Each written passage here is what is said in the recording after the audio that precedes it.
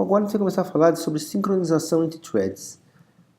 Além de ajudar na execução do programa, deixando a aplicação mais responsiva, como no caso de interfaces visuais, ou permitir execução em paralelo, além de outros benefícios, a gente precisa na prática acabar fazendo com que as threads compartilhem recursos. E pode ser acesso compartilhado de memória, acesso de disco. De qualquer forma, o acesso concorrente pode causar problemas. Pode gerar objetos, arquivos danificados, dados inconsistentes e que levam a conflitos, né, de leitura escrita ou escrita. Porque se for só leitura não tem problema, não tem conflito durante o acesso simultâneo. Para ilustrar alguma situação nesse sentido, vou mostrar aqui um exemplo. Imagina que eu tenho um casal, Paulo e Lucélia. Eles são casados e eles possuem uma conta conjunta no banco. Tá? A conta conjunta seria um recurso compartilhado. O saldo é de R$1.000 em determinado dia. Aí eles vão, sem saber, né, um não sabe onde o outro está, eles vão em caixas diferentes ao mesmo tempo e acontece uma série inusitada de eventos de visualização de saldo e saques. Dá uma olhada no que pode acontecer nesse cenário aqui. Ó. Às 10 horas 28 minutos e 13 segundos, o Paulo tira o saldo, que mostra R$1.000. Alguns segundos depois, a Lucélia tira o saldo naquele mesmo momento, também está R$1.000. Tá? Aí às 10 horas 29 minutos e 43 segundos, quer dizer, depois que a Lucélia tirou o saldo, o Paulo solicita o saque de R$600. E alguns segundos depois, a Lucélia solicita o saque de R$600. Bom, como o Paulo solicitou primeiro, a máquina entrega o dinheiro para ele, às 10 horas e 30 minutos e 2 segundos. Só que para Lucélia, naquele momento que a transação vai ser completada para o saque dela, a máquina informa que não tem saldo suficiente. Aí ela pensa, pô, mas eu acabei de olhar e vi que tinha R$1.000 na conta, como é que não tem isso, né? Aí ela vai lá e tira um extrato de novo, para verificar, e aí o extrato mostra um saque de R$600 naquele exato momento. Não é o mesmo momento que a gente viu aqui na tela anterior, né, que na verdade está mostrando o saque do Paulo. Mas para ela, que foi uns 6 segundos depois, ou 0,6 segundos depois, né, alguma coisa bem pequena, ela não percebeu que na verdade não foi o saque dela. Então para ela aparece no extrato que o saque foi efetivado, que o dinheiro foi sacado, mas ela não recebeu o dinheiro. Então isso mostra um exemplo de um conflito, né, que mostra realmente que o acesso simultâneo a recursos pode gerar situações inusitadas aí que geram conflitos que a gente não consegue prever. É uma situação bem peculiar essa daqui, né? Aí na nossa historinha aí, né, a Lucélia vai lá tirar o extrato do banco, vai falar direto com o pessoal do caixa, aí o atendente confere e vê que na verdade o saque foi feito em terminais diferentes. Né? Então aí ela fala, meu marido deve ter tirado o dinheiro, e aí ela vai lá e descobre que na verdade não foi ela que tirou o dinheiro. Mas veja que a situação pode acontecer, a gente não tem como prever. Né? Quando a gente tem coisas acontecendo em paralelo, né, o problema aparece nos detalhes, né, que é a ocorrência inusitada de eventos. Então a gente precisa, na verdade, pensar no problema sem tentar de forma determinística identificar as possíveis interações entre as tarefas. E sim imaginar, eu tenho acesso compartilhado a recursos, então tudo pode acontecer, então eu preciso me precaver e construir assim, uma solução que previna o acesso simultâneo em determinados trechos do código. Bom, vamos tentar demonstrar essa situação acontecendo aí no código. Né? Vamos tentar fazer um programa aqui em Java que simula essa situação acontecendo. Então eu criei aqui um projeto do Java, criei aqui um formulário onde eu tenho duas contas, a conta do Paulo e a conta da Lucélia. Eu vou ter aqui um text field que mostra o saldo de cada um. Eu vou ter botões aqui que fazem o saque, o depósito e a transferência. Vou tentar gerar algumas situações aqui inusitadas para mostrar o resultado ficando inconsistente se a gente não tomar cuidado com a sincronização. Bom, primeiro vamos criar uma nova classe aqui. Vou chamar ela de conta. Eu vou representar uma conta corrente aqui com saldo para eu poder armazenar os valores. Tá? Então, um atributo saldo. Vou criar um construtor aqui padrão. Vou criar os meus setters e getters aqui. Set saldo, get saldo. Eu vou fazer também um método incrementa saldo.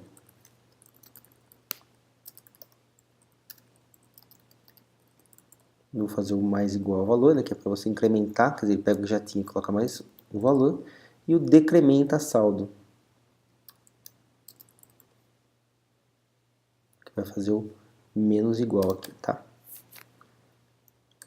Então essa minha conta corrente representa uma típica conta com informação de saldo. Vou criar também uma classe, vou chamar aqui de banco. Que pra gente aqui vai ser, um banco tem uma lista ou um array de contas. Tá? Então meu banco tem um array de contas, vou ter o meu construtor padrão aqui que inicializa o array de contas, e vou fazer dois métodos auxiliares. Na verdade, três, né? Que vão representar aqui os meus botões do formulário. Então, eu vou ter o sacar, onde eu vou passar o número da conta e o valor. Tá? Eu vou ter o depositar, num conta, o valor. Estou trabalhando com valores inteiros, tá? Só para facilitar aqui. E eu vou ter o transferir uma conta origem. Vou passar o número da conta de origem e a conta destino. E o valor que eu vou transferir. Tá? Então esses são os meus três métodos que eu vou implementar no banco. Mas antes de implementar, eu vou fazer um método auxiliar aqui, simular a demora. Porque eu quero testar os eventos acontecendo em algumas combinações esquisitas aqui. Tá? Então eu vou fazer um simular a demora para a gente poder ver e realmente provocar esses erros acontecendo. Tá? Na prática, se eu não colocar isso, provavelmente eu não vou conseguir ver nenhum problema de conflito aqui. Mas se a gente pensar numa situação ideal, a gente não pode dar margem para esse tipo de erro. Tá? Então eu vou fazer esse simular demora que vai fazer um sleep com os milissegundos. E aí vou colocar o catch aqui. Ó. E não vou colocar nada, só para a gente poder fazer o teste aqui. Tá? Então esse simular demora eu vou chamar aqui no meio dos meus métodos sacar, depositar e transferir, para poder simular algumas demoras aqui e poder ver acontecendo as coisas. Bom, então vamos começar pela lógica do sacar. O meu sacar vai fazer o seguinte. Primeira coisa, eu vou verificar o saldo da conta. E ele tem que ser maior do que o valor. Se ele for menor do que o valor, eu saio do método e não faço o saque. Tá? Se não, decrementa saldo. Certo? Essa é a lógica do sacar. Não vou fazer, obviamente, nenhum tratamento de simular a entrega do dinheiro e tal. O que interessa pra gente aqui é o saldo das contas. Tá? E para fazer essa execução, eu vou simular algumas demoras aqui. Ó. Vou dormir 100 milissegundos aqui, aqui e aqui. Porque na prática o que pode acontecer é que o escalonador de tarefas, ele pode, enquanto está executando essa linha aqui, esse método sacar aqui, ele pode executar essa linha, né, fazer esse teste, e antes de executar a próxima, ele faz um chaveamento para outra thread. Tá? Isso pode acontecer. Com a simulação de demora, isso vai acontecer mais frequentemente. Tá? O depositar é mais simples, contas, num conta, ponto, incrementa saldo valor. Também vou simular algumas demoras aqui, ó. 100 e 100 aqui embaixo. Tá? No depositar eu não preciso verificar o saldo porque eu estou colocando dinheiro na conta. Vamos fazer agora a transferência. Tá? Então eu tenho uma conta de origem, uma conta de destino e o valor para ser transferido. Então eu preciso fazer, primeiro, pegar o saldo de origem, num conta origem, ponto get saldo. Vou pegar o saldo destino,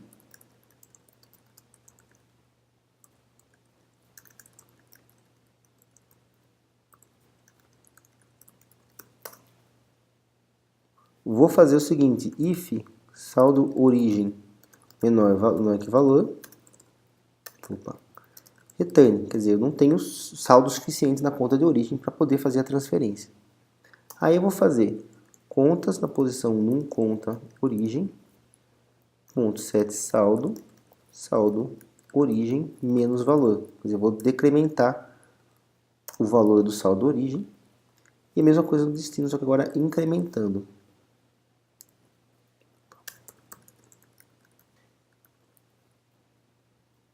E aqui eu não estou usando os métodos incrementa saldo e decrementa saldo justamente para mostrar uma situação que pode acontecer entre aqui é saldo de destino, entre a verificação de saldo e o incremento do saldo. Tá? Para fazer esse código aqui, para fazer esse código funcionar e provocar essas situações, vou colocar umas demoras aqui, ó. Então simular demora de 300. Vou colocar agora uma demora maior na transferência. Tá? Vou colocar entre cada linha aqui uma demora, certo? Então agora a gente tem a nossa transferência implementada. Bom, agora a gente está na classe da tela principal, mostrando aqui aquela telinha que tem os botões e os saldos aqui. Tenho também aqui uma caixinha de eventos para a gente poder ver o que está acontecendo. E vamos colocar aqui o acesso ao banco. Tá? Então a minha classe de tela principal, eu vou ter o banco, eu vou ter a conta do Paulo, vou ter a conta da Lucélia. Na verdade fazem parte do banco também, tá? Mas eu vou colocar uma referência para elas aqui, para eu poder mostrar o saldo na tela e fazer as operações. Vou criar um método aqui, inicializar, para eu poder fazer a construção inicial dos objetos que eu quero aqui. Ó. Então, conta do Paulo, começa com 1000. Vou ter a conta Lucélia, 1000. Eu vou fazer meu array de contas, que vai estar no banco, tá? Conta Paulo, conta Lucélia. E vou inicializar o meu banco. Então, meu banco só tem duas contas, a conta do Paulo e a conta da Lucélia. Tá? Essa situação é diferente daquela dos slides anteriormente que eu tinha falado, né? Onde era uma conta conjunta. Aqui são duas contas diferentes mesmo, e eu quero mostrar uma outra situação causada pela inconsistência da interação entre threads. Tá? Então é um pouco diferente, aqui eu tenho duas contas aqui, mas a gente vai ver a inconsistência acontecendo. Vou precisar também de um método auxiliar, atualizar status, que é onde eu vou atualizar os saldos das contas. Então eu tenho um text field saldo Lucélia, .setText, integer.toString, que é uma conversão de inteiro para string, conta Lucélia.getSaldo. Tá? Então, quando eu chamar esse método, ele vai atualizar o text field saldo Lucélia, que é esse objeto aqui. Está marcado text field 2 aqui, mas é text field saldo Lucélia, o nome do objeto.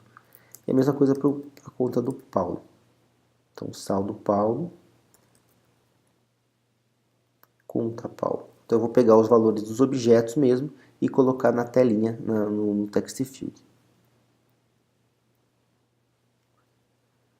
Eu vou também criar dois métodos auxiliares, iniciar ação,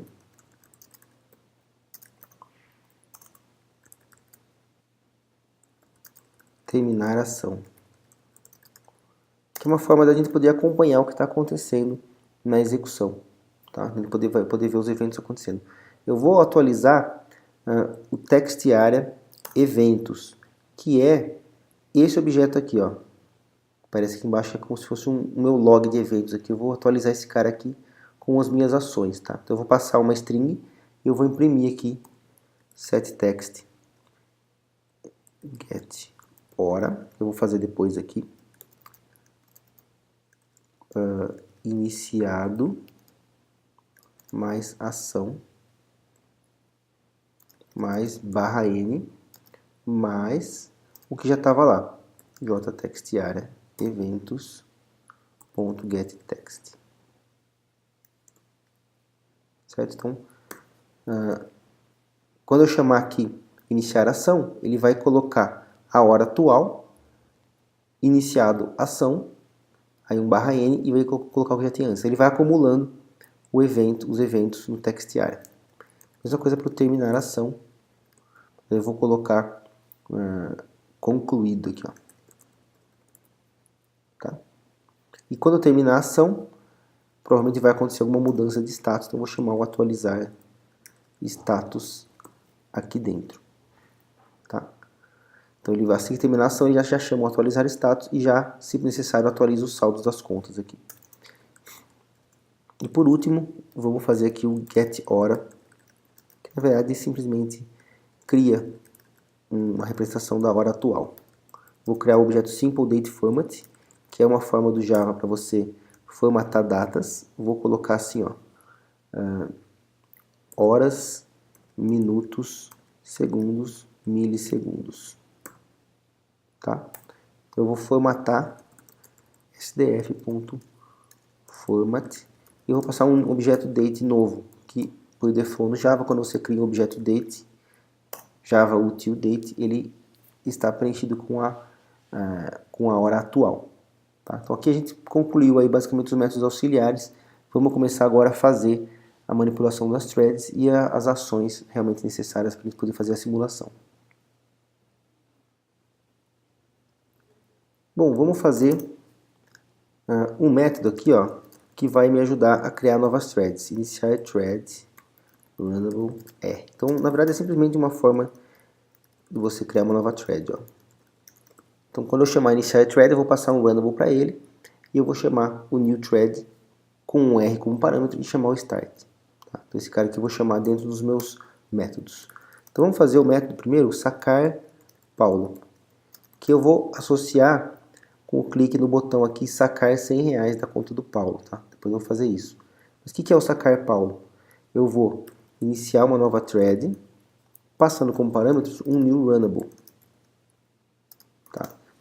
Onde esse new runnable vai ter um método aqui, run, e nesse run eu vou fazer iniciar ação, sacar Paulo. Quer dizer, iniciar ação, lembra, ele vai mostrar na caixinha de eventos que eu estou iniciando aquela ação. Vou fazer o banco.sacar da conta 0, 0 é a conta do Paulo, R$100. E terminar a ação. Sacar Paulo. Tá? Então, quando eu clicar no botão sacar Paulo, ele vai iniciar uma nova thread que faz essa tarefa aqui. Vai chamar o iniciar ação para mostrar no evento de logs, vai fazer o saque de fato lá no banco, né? Lembrando lá que o sacar a gente implementou lá no banco, né, com as demoras e tudo. E depois ele vai mostrar o terminar a ação. Só para concluir aqui, né, a conta do Paulo é a conta 0, ó, do vetor, tá vendo? Então a conta 0 é do Paulo e a conta 1 é da Lucélia. Vamos fazer a mesma coisa para depositar agora. Vou copiar aqui para ficar igual. Vamos fazer o depositar Paulo. Então a mesma estrutura, só que eu vou colocar aqui depositar Paulo, e aqui eu vou chamar banco.depositar na conta 0 o valor de 100. E vamos fazer agora a transferência. Vou copiar aqui. Então é transferir Paulo Lucélia. Quer dizer, vou transferir do Paulo para a Lucélia. Tá? Então aqui a iniciação vai ser transferir de Paulo para Lucélia. Copiar aqui embaixo. E aí eu vou chamar o método banco.transferir da conta 0 para a conta 1, o valor de 400, como está lá na interface. Então agora a gente tem os três botões, sacar Paulo, depositar Paulo e transferir de Paulo para Lucélia. Vou copiar aqui os mesmos métodos e fazer a mesma coisa para Lucélia e depois eu continuo. Bom, já fiz a cópia aqui, então eu tenho sacar Paulo, depositar Paulo, transferir Paulo Lucélia. E eu tenho agora as versões sacar Lucélia, depositar Lucélia e transferir Lucélia Paulo. O que eu mudei aqui foi, além dos nomes nas ações, eu coloquei a conta 1 como sendo a conta alvo dessas ações aqui. Bom, agora eu vou chamar o inicializar aqui no construtor, que é o método que a gente já tinha, que faz a inicialização. Então, quando eu criar uma nova tela aqui, ele vai inicializar. Vou fazer agora a associação com os botões. Então, quando eu clicar no botão sacar 100, ele vai chamar o método sacar Paulo. Deixa eu criar aqui as ações todas, ó. Estou dando duplo clique na interface do NetBeans, que ele está criando os tratadores de eventos. Pronto, já temos agora os 6 eventos criados. Então, ó, JButton sacar 100 Paulo action performed. Quando acontecer isso, eu vou chamar o sacar Paulo. Depositar 100 Paulo. Depositar Paulo. Transferir 400 Paulo. Transferir Paulo Lucélia. Aqui é a mesma coisa. Sacar Lucélia. Depositar Lucélia. E transferir Lucélia Paulo. Então agora o nosso programa está pronto para rodar. A gente já pode executar porque estão todos os métodos associados. A gente pode clicar no botão Run aqui. Ele vai perguntar qual que é a tela principal, no caso ele já tem. E a gente está com o nosso programa rodando aqui, ó. Ficou faltando atualizar aqui na inicialização os saldos das contas, né? Então vamos lá. Vou lá no meu método inicializar, eu vou chamar o atualizar status.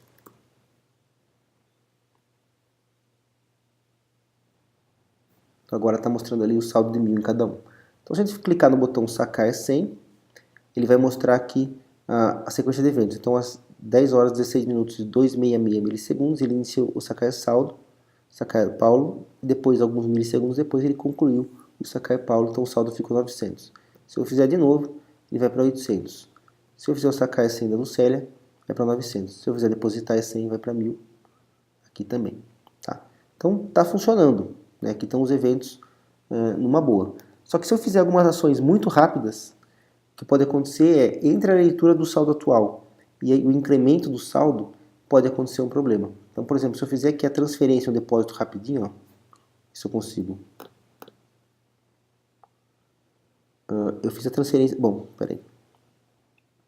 Deixa eu deixar com 1000 aqui de novo. Então, eu estou com saldo de 1000. Tá?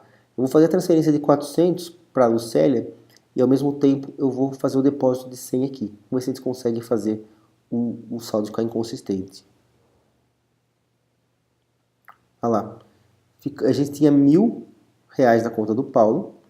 Eu fiz a transferência de 400 para a Lucélia, que ficou estava 1.400, ficou 1.800 aqui. E ao mesmo tempo eu fiz o depósito de 100. Era para ter ficado com 1.000 menos 400, 600, mais 100, 700. Então, só que está com 600 aqui. Ó. A gente está vendo que está com uma inconsistência, porque entre a transferência e o depósito aconteceu uma operação que leu o saldo antigo na hora de fazer o depósito. Na verdade, leu o saldo antigo na hora de fazer a transferência. Né? Então, no final, acabou ficando errado. Vou fazer um outro exemplo aqui. Ó. Vou deixar com um saldo de 100. Tá? E eu vou clicar 2 vezes para fazer o saque do Paulo rapidinho aqui. Ó. Então, ele vai... Era para deixar... Não era para ficar negativo, né? Então, vamos lá. Cliquei 2 vezes. Bom, ele não deixou fazer aqui. Não estou conseguindo fazer. Vou tentar mais uma vez. Mais uma vez, estou com saldo de 100. Vou tentar clicar bem rápido. Olha lá, ficou negativo. O que não era para acontecer. Né? Porque a gente tem uma verificação de saldo lá e que não era para deixar o saldo ficar negativo nunca, porque o próprio método do saldo verifica se o saldo é negativo, se o saldo é suficiente antes de permitir o saque. Bom, o que está acontecendo de fato é o seguinte, cada vez que eu clico num botão, ele está iniciando uma nova thread. Estou vendo iniciar thread. Então essas threads, que se eu clicar 2 vezes, por exemplo, no saque, ele vai chamar o método banco.sacar 2 vezes num intervalo muito próximo de tempo. E lá no método sacar, né, a gente tem aqui, primeiro, a verificação do saldo e depois o decremento do saldo. Então, entre a verificação e o decremento, existe uma demora simulada aqui, mas que permite, né, na prática a gente consegue ver isso, né, permite que as duas threads entrem ao mesmo tempo no sacar, vejam o mesmo saldo, né, então as duas threads vão fazer o saque, elas veem o saldo de 100, então elas passam por esse if e vêm para cá. E aí as duas fazem o decremento, acaba gerando um saldo negativo. Tá? Porque as threads estão concorrendo aqui, elas estão concorrendo pelo mesmo recurso, que é o saldo da conta. A mesma coisa está acontecendo em outros métodos, com o depositar e o transferir. Se eu tiver uma thread entrando no sacar, então eu faço aqui a busca pelo saldo, e uma outra thread entrando no transferir, da mesma conta de origem, ele vai ler o mesmo saldo de origem antes de acontecer o saque, e vai concluir a operação, né, que seria esse aqui no caso, ó, pegando o saldo de origem errado, quer dizer, o saldo de origem antes de acontecer o saque simultâneo. Tá? Então a mesma coisa acontece entre os métodos diferentes. Então acontece com o mesmo método chamado duas vezes por threads diferentes e entre métodos diferentes chamados por threads diferentes. O que a gente precisa fazer é prevenir o acesso simultâneo dentro desse código aqui. Isso é feito com o conceito de monitor. Tá? Para resolver no caso do Java aqui, esse problema aqui em particular dá para resolver de um jeito muito fácil. Ó.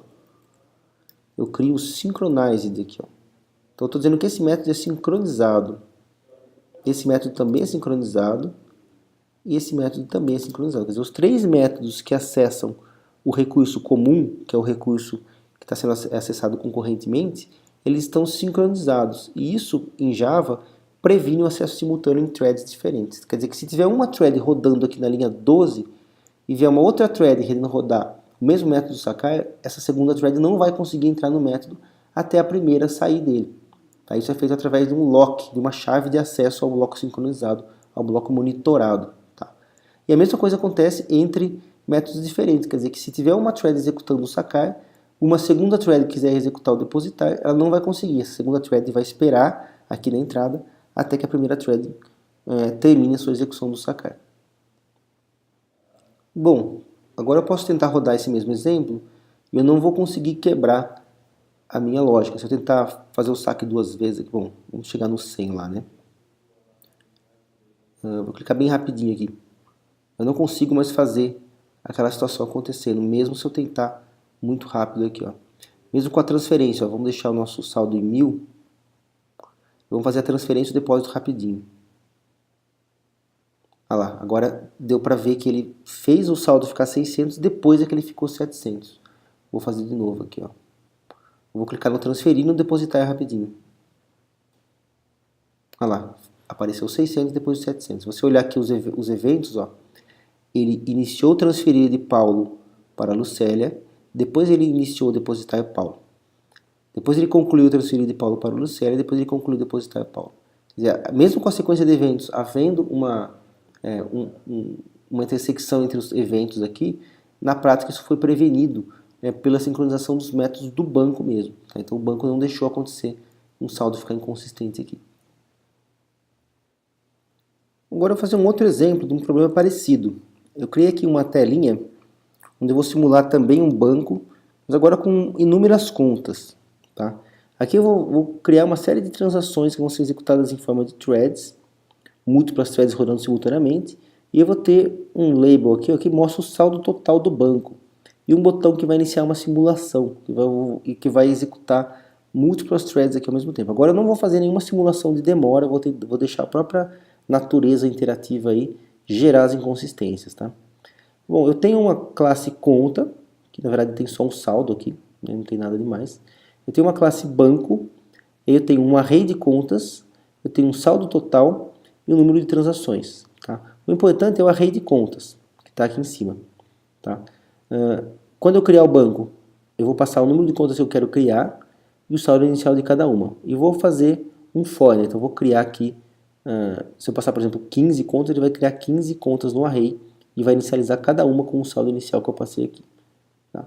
O saldo total inicialmente é o número de contas vezes o saldo inicial de cada conta, obviamente. Né? E o número de transações é 0. Tem aqui um get número de contas, que pega o tamanho do array. Tem aqui um método transferir, que pega o valor de uma conta saque, uma conta depósito de um certo valor, e faz a mesma lógica que a gente tinha feito anteriormente. Né? Se o saldo da conta de origem, a conta do saque, não for suficiente, ele retorna. Se não, ele decrementa o saldo na conta de saque ou na conta de origem, e incrementa o saldo na conta de depósito e incrementa o número de transações. Tá? E a cada 10 mil transações, eu vou atualizar o saldo total. Certo? Então essa conta aqui chama para atualizar o saldo total para não ficar toda hora atualizando o saldo e gerando uma demora excessiva no meu programa aqui. Tá? Vou fazer tenho aqui um get saldo total, get número de transações, e o atualiza saldo total, o que ele faz? Ele varre o meu vetor de contas somando o saldo. Tá? Então ele vai pegar todo o saldo e vai armazenar na variável saldo total aqui. Então essa é a minha conta do banco. Desculpa, a minha classe do banco. Meu programa também tem uma outra classe chamada thread transferências. Tá? Que é uma thread que vai ter um método run aqui. E essa thread de transferências, ela vai pegar um determinado banco, na verdade só tem um, né? Uma conta de saque e um valor. Tá? E para cada vez que eu estou executando, eu tenho um loop infinito. Ó. While not interrupted. Interrupted enquanto a thread não for interrompida por uma chamada explícita. Tá? Então é como se fosse um loop infinito aqui. Eu vou pegar uma conta qualquer do banco. Então eu tenho um número de contas vezes math.random. Então eu pego uma conta qualquer. Pego um valor qualquer de transferência, que vai variar de acordo com um número aleatório. Vai fazer a transferência desta conta para uma outra conta qualquer, um valor qualquer. Tá? Então eu vou ficar fazendo isso de uma forma ininterrupta, né? E sempre repetindo com valores aleatórios, certo? Eu também vou ter uma outra thread auxiliar aqui, que ela vai só imprimir o saldo. Tá? Então uma thread que roda de forma ininterrupta também, e que fica atualizando os rótulos. Ó. Label saldo e label transações são os meus campos aqui. Esse aqui é o label saldo, esse aqui é o label transações. Tá? Então eu vou ficar atualizando esses caras com setText a partir do valor do banco. Isso é feito a cada 1 segundo pelo menos. Tá? Lembrando que o sleep, né, eu coloco aqui o valor, ele vai dormir por pelo menos 1 segundo, mas pode ser que ele durma mais um pouquinho, né, de acordo com a máquina de estados lá que deixa a thread in runnable e não exatamente in running. Tá? Então a cada 1 segundo pelo menos ele vai imprimir o saldo total do banco e o número de transações feitas até o momento. Bom, e na minha tela principal, que é essa daqui, né, eu tenho um botão chamado iniciar a simulação. Quando eu clicar nele, o que vai acontecer vai ser o seguinte, ó, eu vou declarar um saldo inicial de 1000, quer dizer, cada conta vai ter 1000 inicialmente. Eu vou ter 10 contas e vou inicializar meu banco com esses valores. Aí eu vou inicializar a minha thread imprime saldo, amarrando aqui com o banco e os labels, né? Vou inicializar essa minha thread e vou criar uma thread de transferências para cada conta. Tá? Então, para cada conta eu vou ter uma série de transferências ininterruptas aqui. No caso aqui eu tenho 10, né? Porque eu tenho 10 contas, eu vou ter 10 threads simultâneas rodando, fazendo transferências aleatoriamente aqui. Tá? Então, essas threads vão rodar infinitamente. Bom, o que é para acontecer quando eu rodar esse programa aqui, né? Eu vou clicar em iniciar a simulação, ele vai começar a chamar as transferências, né, que estão lá na minha thread. Vou abrir ela aqui, ó. E eu vou chamar o método transferir. O método transferir faz a verificação do saldo.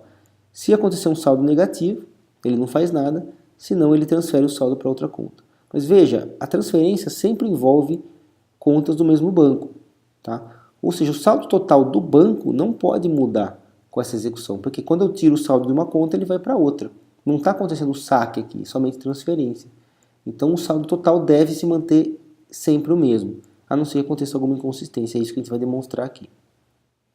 Bom, então vamos rodar o nosso programa. Tá aqui o nosso programa, vou clicar em iniciar a simulação. Quando eu clicar aqui, ele vai criar as 10 threads e vai começar a fazer as transações e as transferências. E o saldo vai começar com 10.000 e não é para mudar. 10.000, está mantendo até agora com várias transações. Opa, aconteceu um problema aqui. Então nosso saldo já mudou. Já apareceu o dinheiro do nada aqui agora. Ó. Então esse dinheiro agora sumiu o dinheiro, está sumindo o dinheiro. À medida que as transações estão acontecendo, né, as inconsistências começam a aparecer, né, na interação entre as threads. O que não deveria acontecer está acontecendo porque não existe nenhuma proteção de acesso. Agora tem um valor bem baixo lá, caiu para menos da metade aqui. Mas, ou seja, as minhas interações que estão acontecendo entre as threads, nesse método transferir, está permitindo que o saldo aconteça. Pode acontecer o seguinte, né? O saldo não ser suficiente, ele volta e ele não faz o decremento aqui suficiente. Ou entre o incremento de um saldo, a leitura e a escrita do valor aqui, está acontecendo uma inconsistência na operação. Para resolver esse problema aqui, a gente também tem que prevenir o acesso simultâneo a esse método transferir. Então, se eu botar um synchronized aqui, o que vai acontecer é que não vão existir duas threads rodando esse método ao mesmo tempo. Tá? Então, vamos rodar de novo. Agora eu posso deixar essa simulação rodando aqui um tempão, que nunca vai acontecer de um saldo total ser diferente de 10.000. Tá? Porque agora está protegido aquele método ali, na verdade ele está monitorado. Ele está sempre executando uma thread de cada vez. Tá? Então, o que eu estou conseguindo aqui nesse momento é evitar o problema da inconsistência, porém, por outro lado, eu tenho menos paralelismo. Então eu tenho mais esperas, então o meu programa roda de uma forma mais sequencial. Tá? Então, no geral, eu troquei um problema de inconsistência para um problema de desempenho, um problema de responsividade aqui no paralelismo que eu estou querendo conseguir. Tá? É sempre essa análise que tem que ser feita quando você faz a sincronização dos métodos e o bloqueio do acesso simultâneo. Bom, então a gente está vendo um problema aí nesse método transferir, né, que gera uma situação onde duas threads modificam a mesma conta exatamente entre o saque e o depósito, que gera conta com saldo negativo, algo que não deveria ocorrer, e aí gera as inconsistências. Tá? A gente consegue prevenir, como eu mostrei aí, o acesso concorrente a trechos de código. Isso é feito através do modificador Synchronized. Tá? O Synchronized, o que ele faz? Ele marca um determinado bloco, estabelece uma chave de acesso para esse bloco, que é chamado de lock, e toda thread que quiser acessar esse código, esse bloco marcado, precisa obter a chave de acesso de forma exclusiva. Apenas a thread que tem a chave de acesso pode executar o bloco. E assim que ela termina a execução daquele bloco, a chave é devolvida para outras threads. Esse é o modelo chamado de monitor, que eu comentei anteriormente. A gente pode imaginar essa situação como se fosse um banheiro de lanchonete. Somente quem tem a chave fica lá dentro. Os outros ficam esperando lá fora. Né? Assim que o indivíduo sai, ele devolve a chave e um próximo pode pegar e entrar. A diferença é que no Java, qualquer um pode ser o próximo. Né? Não existe uma fila onde o primeiro que chegou é o primeiro que vai entrar. Não, o escalonador é do Java que decide e o padrão, a especificação do Java não define uma ordem para essa escolha. Tá? Geralmente é feito de forma randômica, forma aleatória, depende da máquina virtual. Tá? Isso fica flexível para as implementações da máquina virtual. No código, a gente pode ver que existem duas formas de você chamar ou declarar o synchronized. Qualquer objeto Java, ele serve como chave de acesso. Tá? Então eu tenho lá um método, por exemplo, public void método, que tem um conjunto de instruções onde não tem acesso concorrente. Aí eu quero proteger um trecho crítico. Eu coloco lá synchronized e um objeto qualquer do Java. Tá? Então aquele bloquinho ali marcado com synchronized é que vai ser protegido por aquele objeto. Tá? Eu consigo sincronizar o método todo, que é como eu fiz nos exemplos aí. Ó. Eu coloco o synchronized no método e é a mesma coisa que você sincronizar todo o método usando o próprio objeto diz como chave de acesso. Tá? Desse jeito você simplifica um pouco a declaração, porque você não tem que ficar pensando em qual objeto vai servir de chave. Porque o próprio objeto diz, ele estando associado com o estado que eu quero modificar naquele método, é óbvio que é um método não estático, ele serve muito bem de chave, então simplifica. Porém, sincronizar métodos inteiros, às vezes você está sincronizando mais do que o necessário. Às vezes você está gerando uma sincronização excessiva, deixando o seu programa muito sequencial, sendo que o ideal é sincronizar o mínimo possível. Tá? E tem outra situação que a gente tem que prever, né, que é 3 métodos, por exemplo, que acessam o mesmo recurso, que é mais ou menos o que eu fiz no exemplo da conta do Paulo e da Lucélia. Eu tinha 3 métodos lá, o saque, o depósito e a transferência. Eles acessavam o mesmo recurso. Então não basta você sincronizar um único trecho. Você tem que sincronizar múltiplos trechos em torno da mesma chave. Imagine de novo o exemplo do banheiro lá, como se tivessem 3 banheiros diferentes. Mas tem um defeito no encanamento. Se houverem 2 descargas ao mesmo tempo, dá um problema lá geral e não dá para usar. Ou seja, mesmo tendo 3 banheiros, somente um pode ser usado a cada momento. Qual que é a solução? Você coloca uma única chave nas 3 portas. Então apenas uma chave vai abrir a porta 1. Enquanto tem alguém na porta 1, ninguém consegue abrir nem a porta 2 nem a porta 3. É a mesma coisa que acontece aqui. Enquanto tem uma pessoa usando o método increment, ninguém consegue usar nem o increment, nem o decrement, nem o value. Quer dizer, a chave é única. Né? E quando eu uso, para fazer isso, eu tenho que fazer a chave única. Né? Então, no caso ali, ó, eu tenho 2 blocos diferentes sincronizados em cima do mesmo objeto. Então, o obj1 é que é o objeto que é a chave do recurso compartilhado. Tá? Se eu fizer 3 métodos da mesma classe com synchronized, óbvio que eles vão ter a mesma chave, porque o diz é o mesmo para todos eles. Tá? Então essa que é a lógica de você implementar um monitor. Tá? Você sincroniza os métodos usando uma mesma chave de acesso. Bom, agora a gente vai falar de outro tipo de sincronização, que é a sincronização de cooperação, ou seja, quando uma thread faz algo, mas ela depende de outra thread, de outro resultado para acontecer. Vamos voltar, por exemplo, dos banheiros da lanchonete aqui. Ó. Você pegou a chave para entrar no banheiro, a hora que você entra, descobriu que está quebrado. O que você tem que fazer? Bom, você tem que devolver as chaves, esperar alguém arrumar, né? E para alguém arrumar, esse alguém precisa ter a chave, precisa entrar no banheiro, bloquear o acesso ao banheiro enquanto está lá dentro, né? Então por isso que ele está com a chave, arrumar e devolver a chave. Aí você tenta pegar a chave de novo, tá? Então quer dizer, você é uma thread, você depende de outra thread fazer alguma coisa com aquele recurso para você poder usar, tá? Isso é sincronização de cooperação, tá? Quando as threads produzem algo que uma depende da outra. A lógica seria mais ou menos essa, ó. Você vai repetir a seguinte lógica, seguinte atividade, seguinte verificação, né? Enquanto não está quebrado, você vai verificando até que, enquanto está quebrado, você vai verificando até que eventualmente não está mais quebrado. Aí você pega a chave e entra normalmente, tá? Então você tem aí uma condição de entrada, uma condição de execução e que depende de uma verificação constante, tá? Enquanto essa condição não existe, você não pode fazer o que você quer, tá? Então é isso que é o algoritmo, esse é o problema envolvido com a cooperação. Bom, a gente tem dois problemas com esse algoritmo, né? Primeiro, você ficar num loop infinito, toda hora verificando, ou na verdade não é um loop infinito, mas é um loop constante, onde você fica toda hora verificando se está quebrado. Isso é cansativo para você, né? E outra, vamos supor que assim que acabou o concerto, antes de entrar lá, o banheiro quebra de novo. Né? Igual você leva o carro no mecânico, né? Ah, tá funcionando, aí você leva o carro para casa e está quebrado. Então isso pode acontecer no mundo das threads, né? Lembra que eu falei que são condições inusitadas, né? São sequências de eventos que a gente não consegue prever? Isso pode acontecer. Então a solução é a espera sentada. Né? Você fica uma espera não ocupada, né? Que você não fica tentando toda hora perguntar o que está acontecendo, se está tudo certo, se você pode entrar. Você espera sentado e você espera ser avisado que aquele conceito foi concluído. Tá?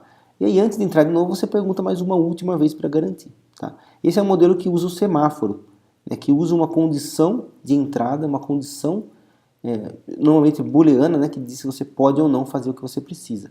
Tá?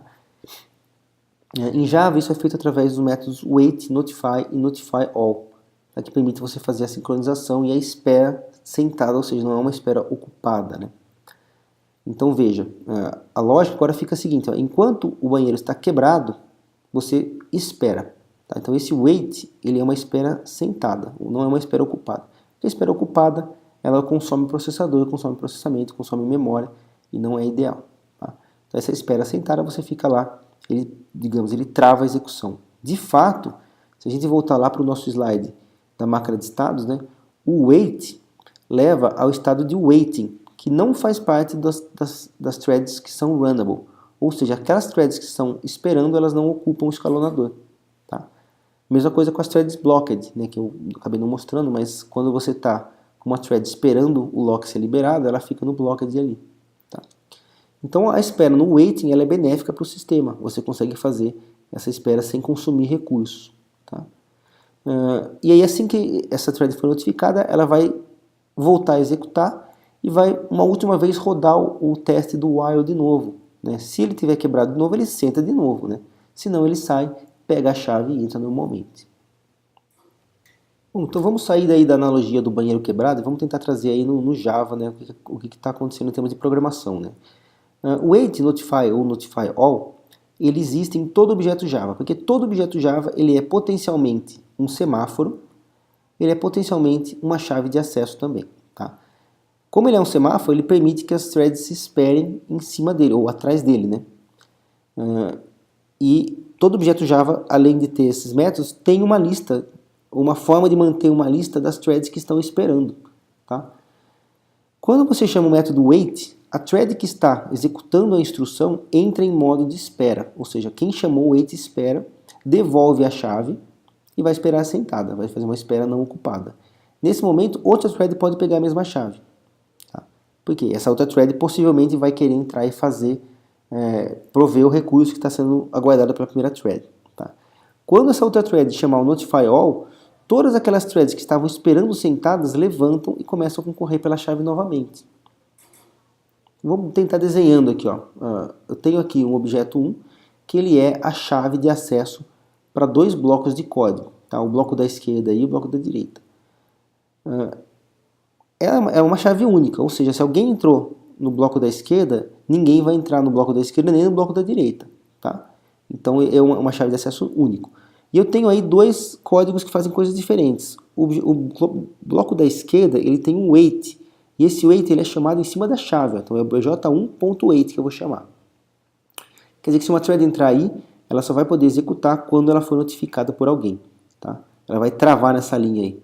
Aí uma segunda thread que entra no bloco da direita vai fazer alguma coisa e naquele determinado momento ela conseguiu fazer algo que a thread 1 precisava. Então ela vai chamar o obj1.notify. E aí a thread da esquerda vai continuar executando assim que a thread da direita sair desse bloco. Então vamos fazer de conta que existem 4 threads aqui concorrendo e cooperando também nesse cenário. Tá? Então tem a thread T1, T2, T3 e T4, estão representadas com triângulos aí. Tá? Quem chegar primeiro num bloco synchronized que tem o obj1 como chave, vai entrar. Tá? Então, se por exemplo T1 pegou o obj1, ele entra, a thread T1 entra nesse bloco e T2, T3 e T4 ficam esperando, porque elas precisam do obj1, mas o obj1 está lá com a thread T1. Tá? E ela está lá dentro.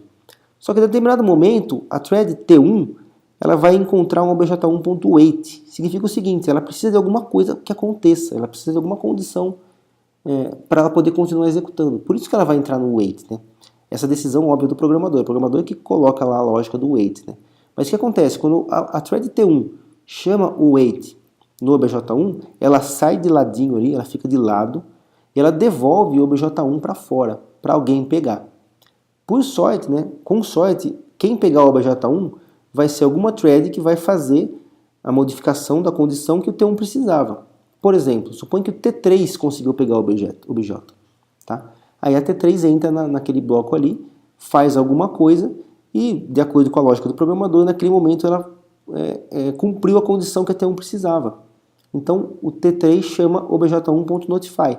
Então todas as threads que estavam esperando atrás do obj1, nesse caso aqui era só T1, vão ser notificadas. Então o T1 vai voltar para modo de execução. Só que o T1 está lá dentro, está runnable, mas não está com a chave. Então ele vai voltar para o modo de locked. Então vai esperar no blocked, tá no estado.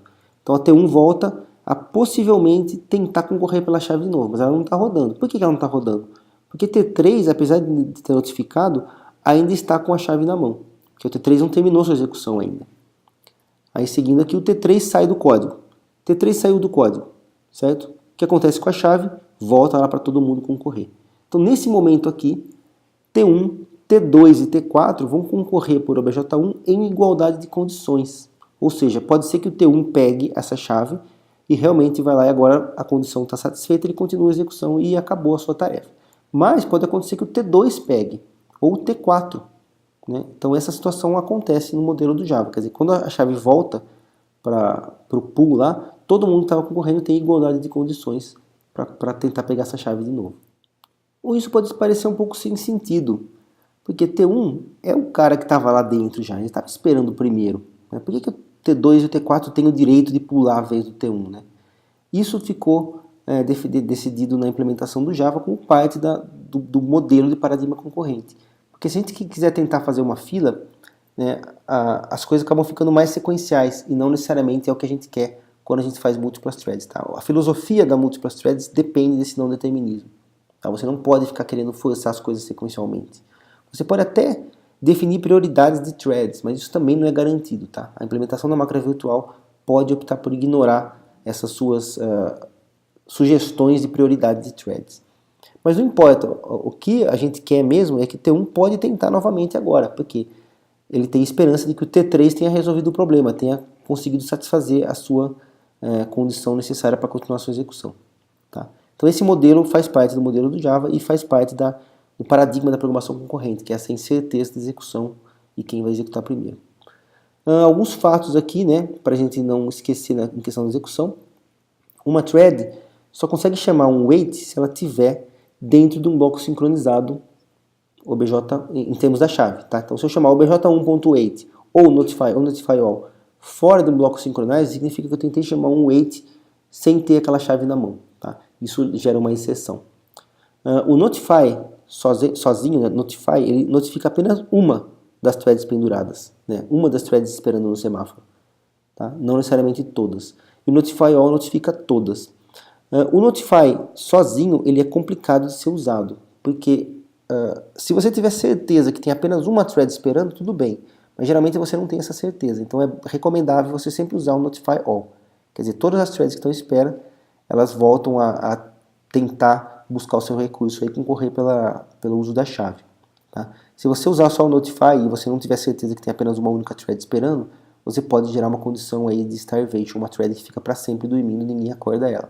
Tá? Essa é uma situação difícil de detectar e a gente tem que se prevenir. Então o Notify All é sempre recomendado.